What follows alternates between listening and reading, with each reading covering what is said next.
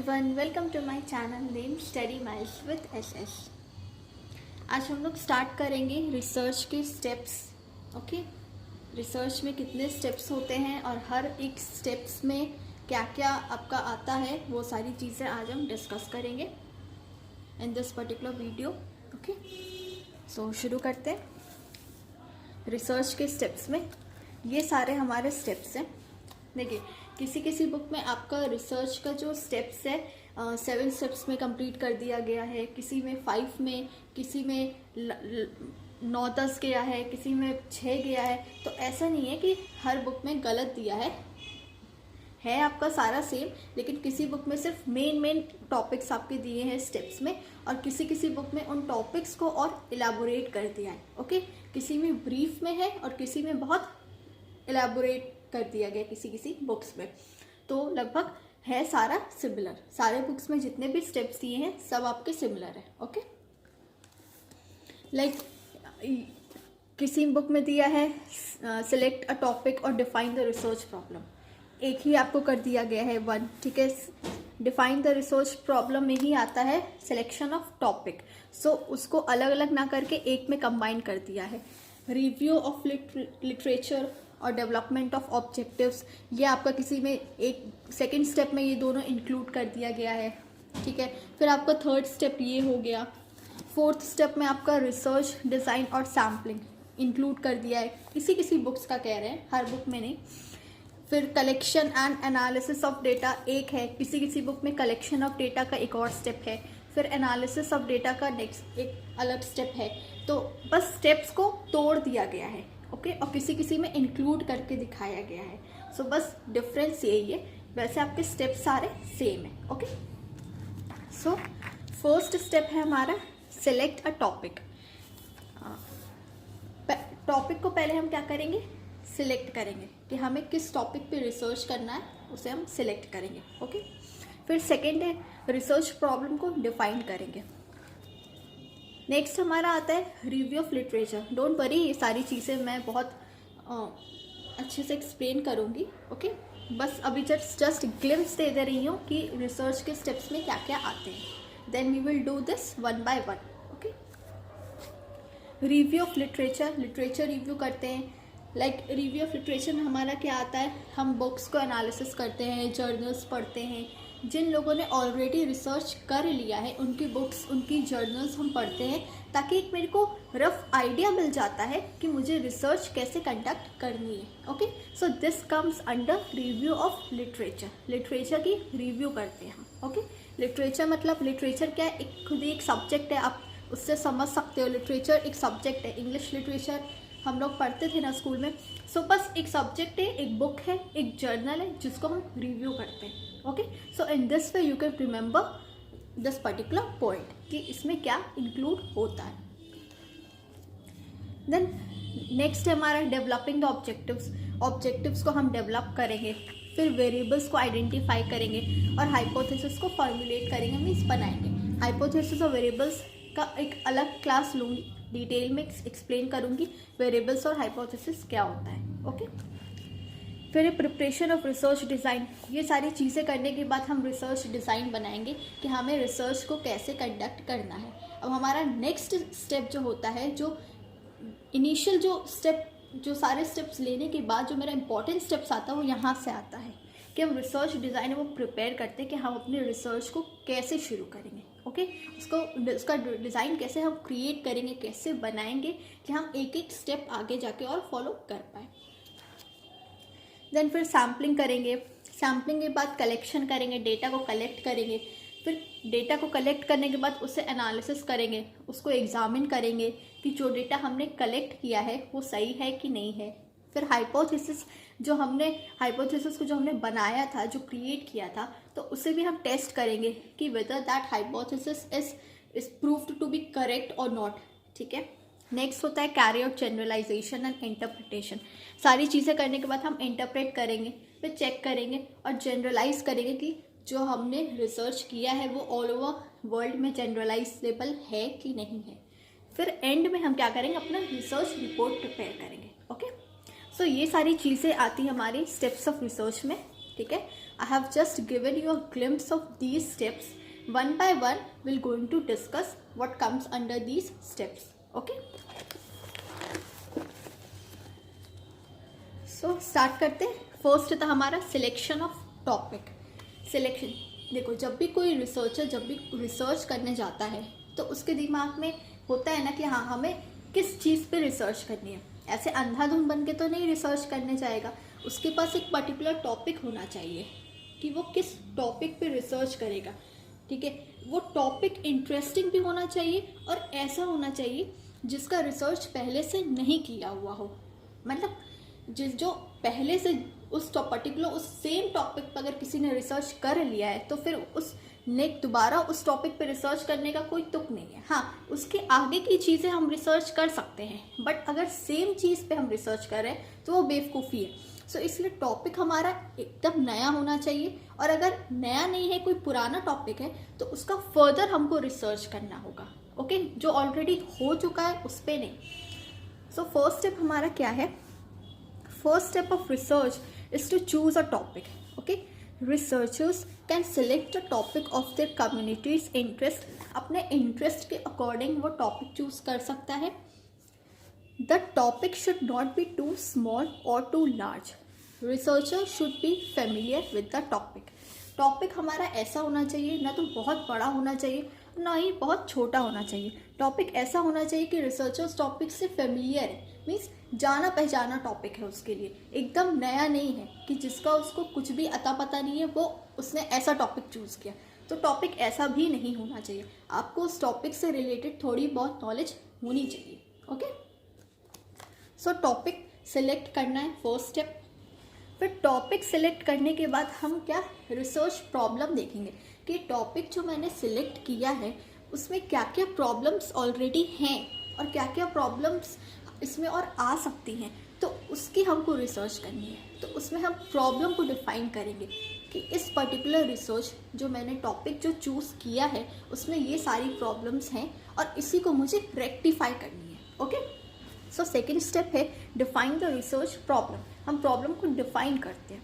क्या कह रहा है? After choosing the topic the next step is to define the research problem. Next step मेरा क्या है? रिसर्च प्रॉब्लम को डिफाइन करना. ठीक है, उसके बारे में बताना. Research problem is a statement which introduces the topic of research, explains the problem, situation और any activity for which solution is to be obtained through research. देखो, रिसर्च प्रॉब्लम एक तरह का ऐसा स्टेटमेंट है जो बताता है मेरे रिसर्च का टॉपिक, उसको एक्सप्लेन करता है.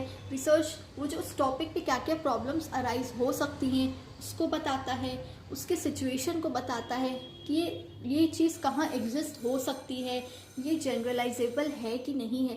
ये सारी चीज़ें हमारी क्या होती हैं, सेकेंड स्टेप में आती हैं. That is define the research problem. जब प्रॉब्लम आइडेंटिफाई करके उसको डिफाइन करना, this comes under your second step. Okay, now third step very very important, literature review. जैसा कि मैंने बताया था, लिटरेचर रिव्यू क्या होता है? हम रिव्यू करते हैं पुरानी जर्नल्स को.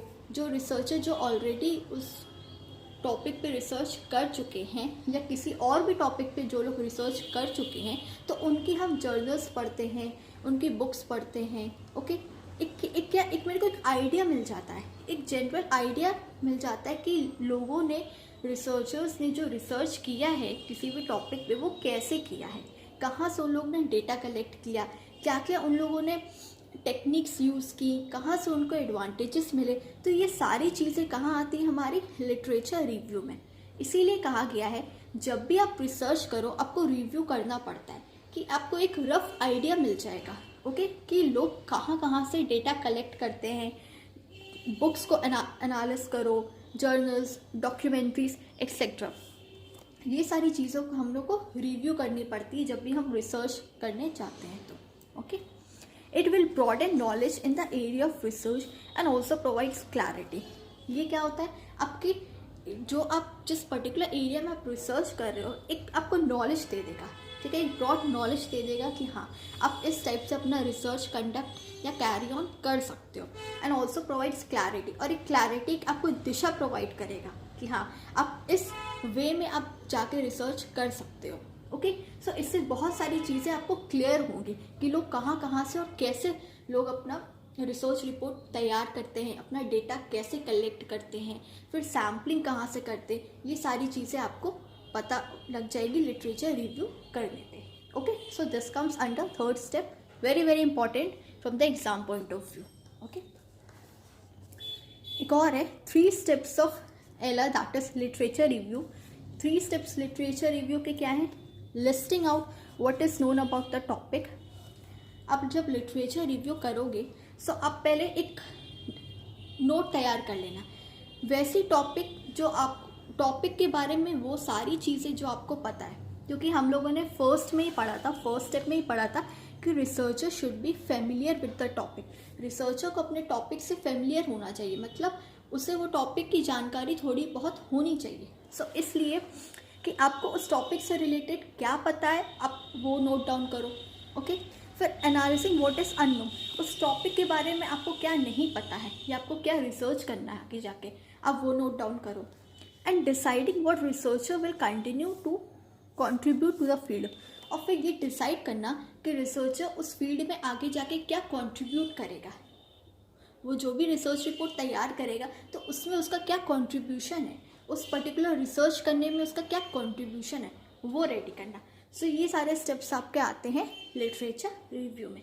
सो इसीलिए कहा गया कि लिटरेचर रिव्यू बहुत ही इंपॉर्टेंट स्टेप है रिसर्च का। Okay, hope so these 3 points are clear to you. Okay, then next comes developing the objectives.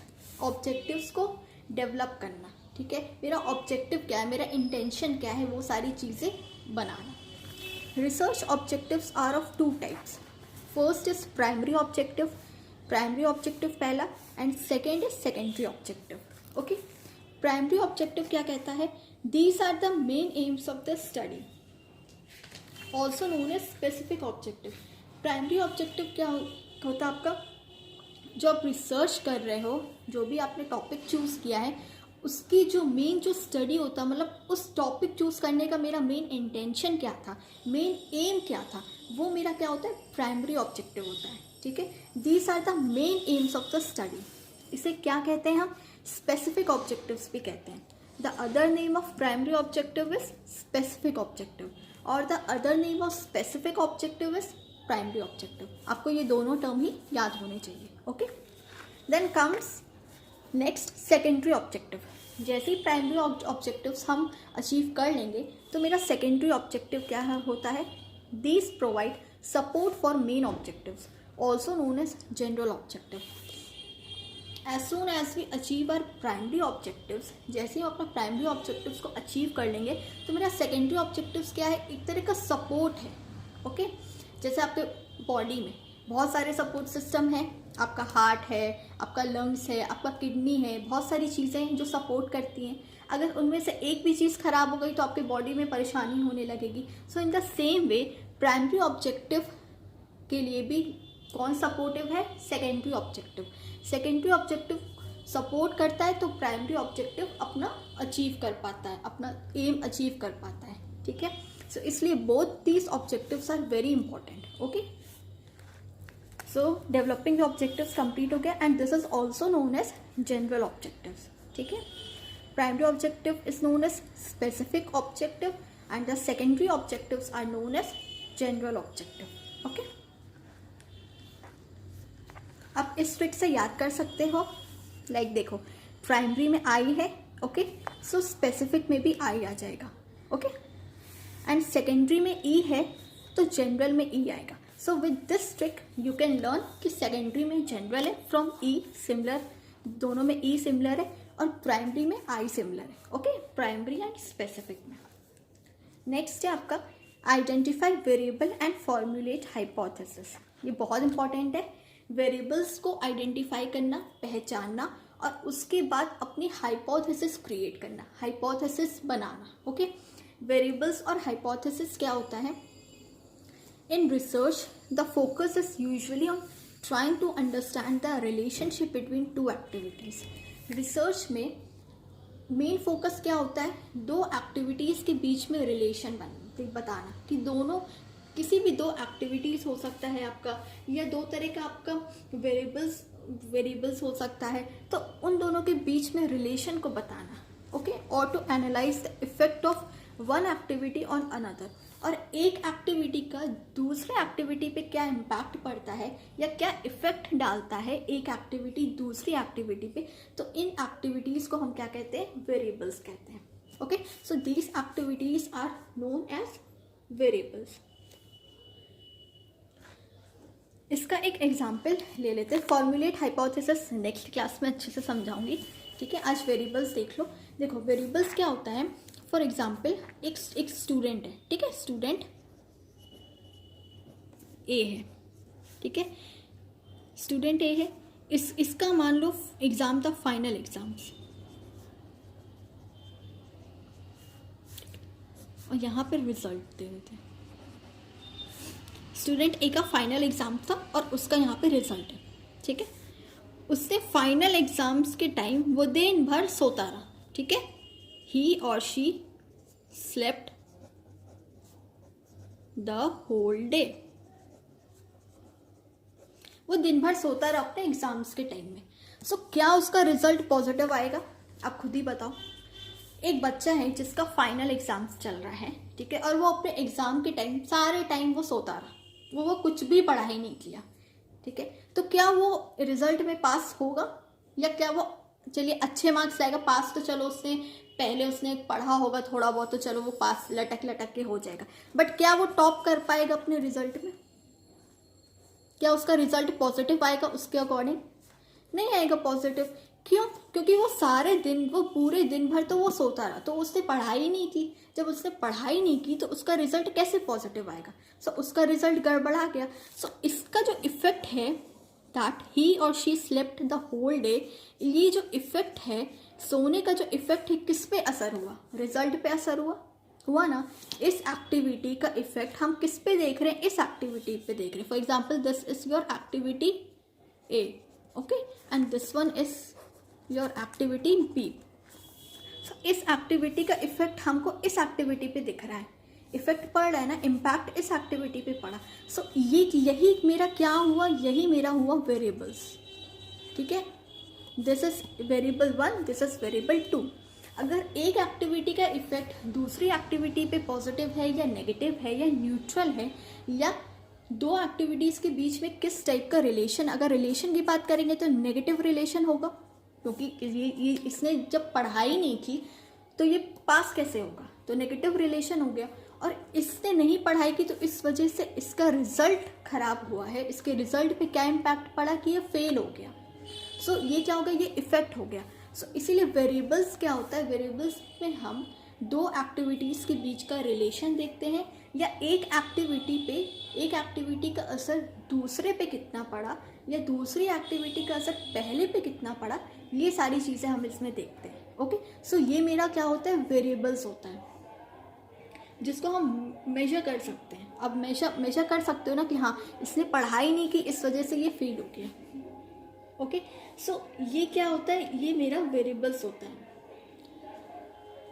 सो आप होप सो आपको ये समझ में आया होगा वेरिएबल्स क्या होता है, दो एक्टिविटीज़ के बीच का रिलेशन, या पहली एक्टिविटी का दूसरे पे क्या इफेक्ट पड़ रहा है, या वाइस वर्सा, ये दोनों ही चीज़ें होती हैं तो मेरी क्या कहलाती हैं, वेरिएबल्स कहलाती हैं। इसी को हम क्या कहते हैं, वेरिएबल्स कहते हैं। ओके, सो वही कह रहा है, आइडेंटिफाई, वेरिएबल को आइडेंटिफाई करना और उसके बाद हाइपोथेसिस क्रिएट करना। So in research, the focus is usually on trying to understand the relationship between two activities, or to analyze the effect of one activity on another. These activities are known as variables. Okay, so hope so this example is clear to you. So आगे का हम लोग next class में करेंगे, ठीक है। बाकी के रेस्ट ऑफ द जितने भी आपके पॉइंट्स बचे हैं वो हम नेक्स्ट क्लास में करेंगे। और हाइपोथेसिस का एक अलग से सेक्शन लूँगी इसको एक्सप्लेन करने के लिए, क्योंकि पूरा एक आपका 10-12 जितने मिनट का भी आपका वीडियो होगा ये पूरा इसमें चला जाएगा हाइपोथेसिस में। So I have to take another class for this hypothesis. Okay, so hope so आपको आज का लेक्चर पसंद आया होगा। अगर पसंद आया है then please do like, share and subscribe my channel. Till then take care everyone, मिलते हैं नेक्स्ट क्लास में, नेक्स्ट वीडियो में। Okay, bye everyone.